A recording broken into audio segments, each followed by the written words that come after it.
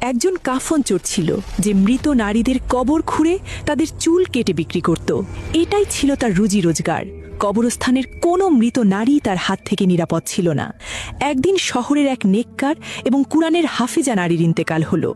সেই চোরও তার জানাজা নামাজে অংশ নিল, শুধু এজন্য যে সে যেন জানতে পারে তাকে কোথায় দাফন করা হবে। রাতে চাঁদের আলোয় সে নতুন কবরটির কাছে পৌঁছল, লোভে ভরা হাতে মাটি সরাতে লাগলো।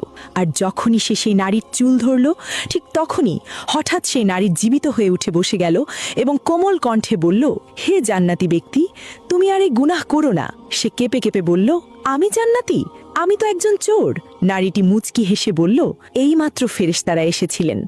তারা বলে গেছেন, যারা আমার জানাজা নামাজে অংশ নিয়েছে আল্লাহ তাদের সবাইকে ক্ষমা করে দিয়েছেন এবং জান্নাত দান করেছেন। এ কথা শুনে সেই চোর কেঁদে ফেলল এবং সম্মানের সঙ্গে কবরটি আবার বন্ধ করে দিল।